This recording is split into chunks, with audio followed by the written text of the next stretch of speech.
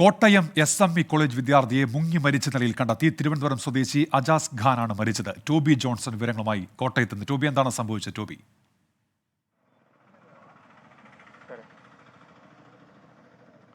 ഉന്മേഷ, ഇന്ന് പുലർച്ചെയാണ് ഈ വിദ്യാർത്ഥിയെ കാണുന്നില്ല എന്നുള്ള വിവരം ലഭിക്കുന്നത്. ഹോസ്റ്റലിൽ ഉണ്ടായിരുന്ന വിദ്യാർത്ഥിയെ കാണാതായെന്ന് സുഹൃത്തുക്കൾ തന്നെയാണ് ആദ്യം കണ്ടെത്തുന്നത്.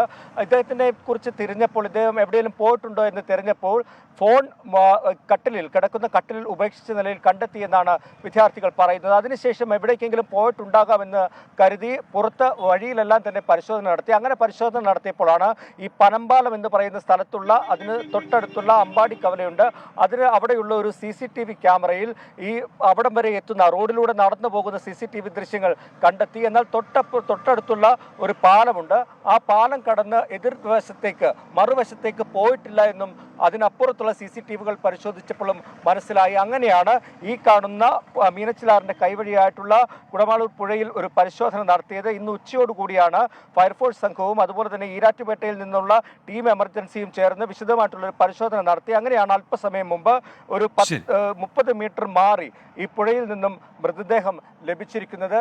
എന്താണ് ഈ സംഭവത്തിലേക്ക് നയിച്ചത്, എന്തുകൊണ്ടാണ് ഇങ്ങനൊരു സംഭവം ഉണ്ടായത് എന്നുള്ള കാര്യത്തിൽ ഒരു വ്യക്തത വന്നിട്ടില്ല. ആത്മഹത്യയാകാനുള്ള ഒരു സാധ്യതയുണ്ട് എന്നാണ് പോലീസ് പ്രാഥമികമായി നൽകുന്ന വിശദീകരണം. എന്തായാലും വിശദമായിട്ടുള്ള അന്വേഷണം ഗാന്ധിനഗർ പോലീസ് ഇപ്പോൾ ആരംഭിച്ചിട്ടുണ്ട്. ഉന്മേഷ്. ടോബി ജോൺസൺ ആണ് കോട്ടയത്ത് നിന്ന് വിവരങ്ങൾ നൽകിയത്.